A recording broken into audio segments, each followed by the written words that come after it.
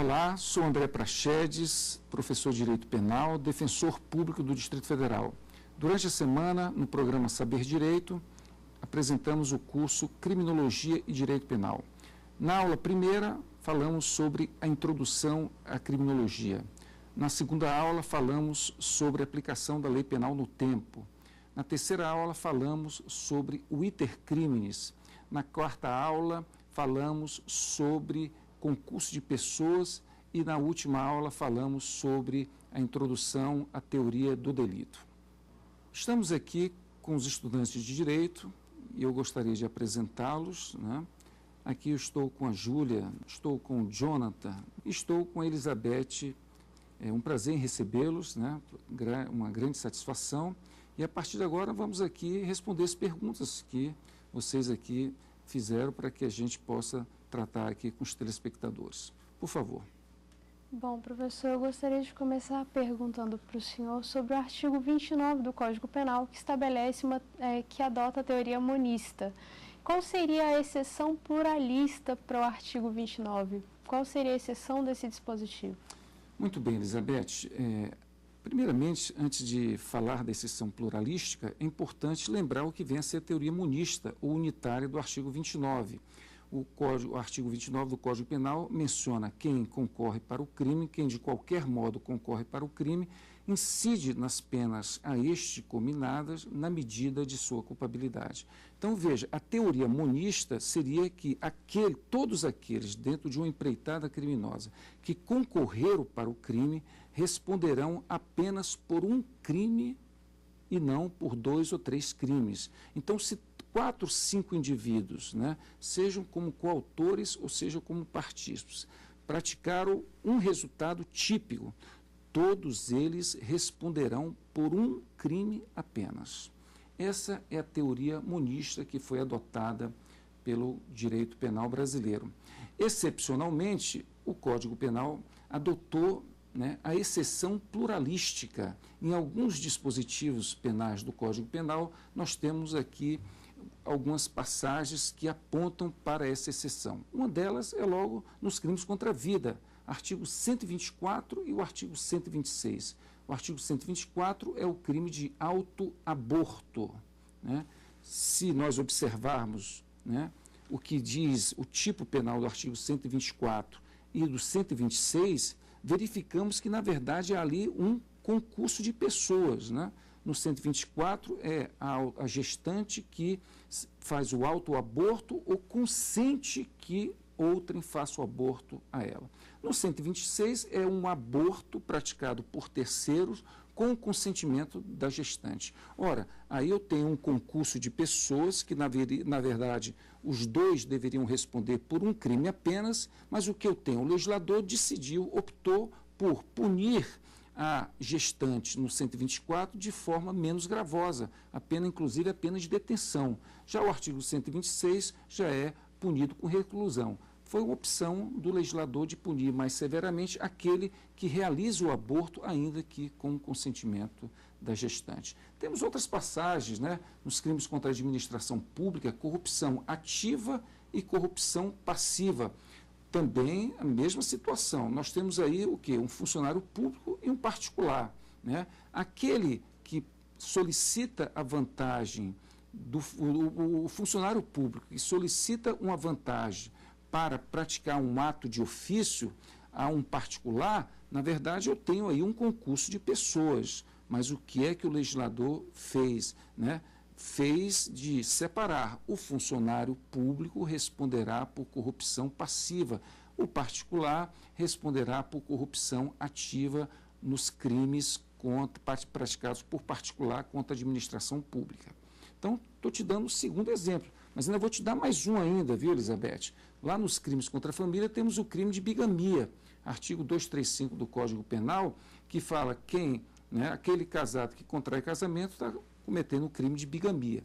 Parágrafo 1º estabelecendo uma pena, mas no parágrafo 1º diz o seguinte, que aquele que sendo casado, né, sabendo, né, que a outra parte é casada e contrai o casamento, também cometerá o crime de bigamia, no entanto, a pena será menor, o legislador aqui separou, né? Aquele que, casado, contrai o casamento, recebe uma pena.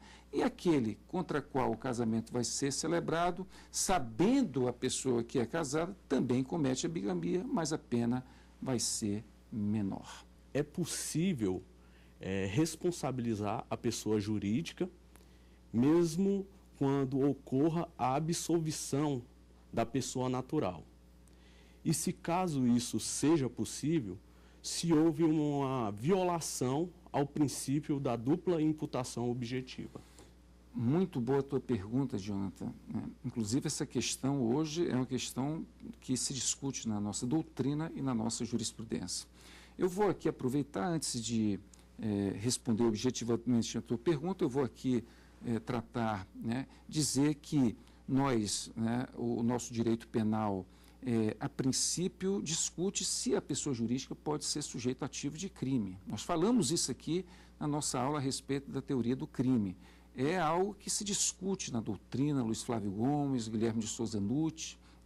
Nós temos aqui discussões que vêm lá do direito civil, consagrando a teoria da realidade. Pessoa jurídica é um ente distinto dos seus membros. Pessoa jurídica é um sujeito de direitos e obrigações, é distinto dos membros que a compõem. Então, majoritariamente, a doutrina acolheu a teoria da realidade, do alemão Otto Gerke.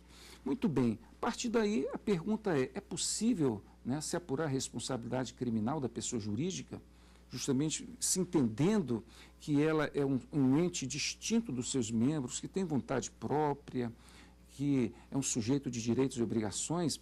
Sobre a possibilidade da pessoa jurídica responder criminalmente, a questão aí gera uma controvérsia muito grande. Há pessoas que entendem que a pessoa jurídica não pode responder por crimes, por quê? Porque é um ente moral, porque a pessoa jurídica não pode praticar condutas, porque não age com dolo, nem com culpa. A pessoa jurídica, por exemplo, Jonathan, não pode aqui, não entende, não pode compreender o caráter intimidativo da pena. A pessoa jurídica também não pode entender e se autodeterminar. Não pode agir, então, com culpabilidade. Por essas razões, há um sentimento de grande parte da doutrina, e aí eu posso citar o professor Luiz Flávio Gomes, de que não é possível a responsabilidade penal da pessoa jurídica. Esses são os argumentos daqueles que entendem que não é possível. Muito bem, mas também há aqueles que entendem que a pessoa jurídica pode sim responder criminalmente. E eu cito o professor Guilherme de Souza Nutti, que diz que é compatível se responsabilizar criminalmente. Por quê? Porque há sim uma vontade na ação, no ato da pessoa jurídica. Não é uma vontade igual à da pessoa física. A vontade que nós estudamos da pessoa física, lá é um querer ativo da pessoa física que pode levar à movimentação corpórea. Essa vontade não é a vontade da pessoa jurídica. A vontade da pessoa jurídica é a vontade sociológica, aquela que emana do contrato. Então, o professor Nutti entende que é perfeitamente possível, e que também um outro argumento que se utiliza é que hoje o direito penal moderno não está muito focado mais no encarceramento na prisão, porque se argumenta o outro ponto, o outro aspecto, a outra corrente, é de que a pessoa jurídica, por ser um ente moral, não poderia cumprir penas. Mas o outro lado diz, ela pode cumprir penas compatíveis com a sua natureza, que seriam as penas restritivas de direito. Então, diante dessas duas correntes, como é que se posicionou o direito brasileiro? Nós temos que partir da Constituição de 1988, que no artigo 225, parágrafo 3º, estabelece que as atividades lesivas contra o meio ambiente, sujeita os infratores, pessoas físicas ou jurídicas, às sanções penais e administrativas. Vejam, Jonas, que há quem entenda, que dentro de uma interpretação axiológica da Constituição, há quem entenda que a Constituição em nenhum momento admitiu a responsabilidade penal da pessoa jurídica. No entanto, o Supremo Tribunal Federal né, o Celso Pretório, já manifestou, já pacificou o entendimento que não há nenhuma inconstitucionalidade na lei dos crimes ambientais, porque a partir do mandamento constitucional do artigo 225, parágrafo 3º, em 98 foi criada a lei dos crimes ambientais, 9.605/98, que em seu artigo 3º prevê a responsabilidade penal, civil e administrativa da pessoa jurídica, né? No dispositivo, ela menciona ainda a pessoa física responsável pelo ato, aquele ato praticado pela pessoa jurídica. Pela pessoa física, o diretor da pessoa jurídica ou o órgão colegiado. A partir daí, também surgiu uma discussão que também ganhou corpo na doutrina e ganhou corpo na jurisprudência. É possível abrir uma responsabilidade penal contra a pessoa jurídica sem a presença da pessoa física, aquela que ordenou o ato, que foi a gestora daquele ato? Veja que isso gerou uma discussão. E aí, a doutrina, o STJ, Superior Tribunal de Justiça, consolidou o entendimento de que a imputação a uma pessoa jurídica necessariamente deve ensejar a imputação à pessoa física.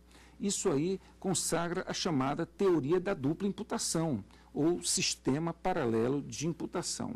Não há como se entrar com o processo contra a pessoa jurídica sem que também se entre com a pessoa física. E aí, objetivamente, respondendo à tua pergunta, né, é possível, né, a pessoa física sendo absolvida no processo criminal, é possível a condenação da pessoa jurídica? A princípio, pelo entendimento do STJ, não. Mas, surpreendentemente, o Supremo Tribunal Federal, em decisões recentes, vem aceitando que mesmo a absolvição da pessoa física, mesmo havendo absolvição no processo da pessoa física, pode haver a condenação da pessoa jurídica. Então, esse hoje é o entendimento reinante no Supremo Tribunal Federal.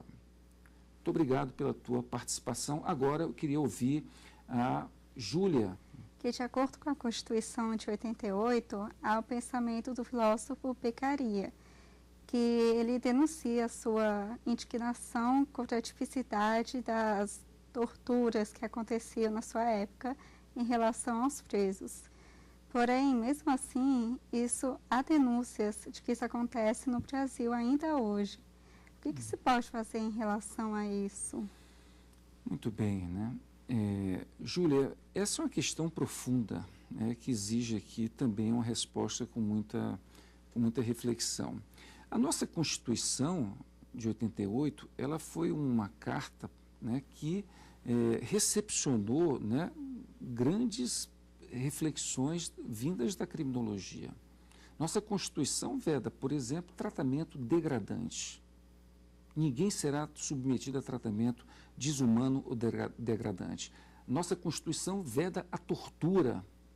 Ninguém será submetido a tortura ou qualquer tratamento cruel. E veja que a nossa realidade ainda é uma realidade que completamente adversa a esse pensamento, a esse comando da Constituição. Então, o nosso direito, o nosso processo jurídico que nós nos encontramos é uma luta constante para que nós tiremos esses dispositivos constitucionais, né, para que nós consigamos dar efetividade a esses direitos, a esses dispositivos constitucionais, que foram, né, já ditos na época, como você bem citou, na época do Marquês de Beccaria, já na sua obra clássica dos Delitos e das Penas. Então, na verdade, essa revolução principiológica que aconteceu no século XVIII com a sua obra, ela atravessou todo o direito penal moderno. Então, a nossa luta é justamente para que nós possamos ter um direito penal civilizado. E isso é algo que buscamos diuturnamente. Não é algo, por exemplo, que é uma realidade, por exemplo, no nosso país, mas é algo que se busca constantemente. É algo que temos todos os operadores, juízes, promotores, advogados, né, devem buscar a efetividade da Constituição. Muito obrigado pela tua pergunta. Muito bem, faremos um intervalo Voltaremos no segundo bloco.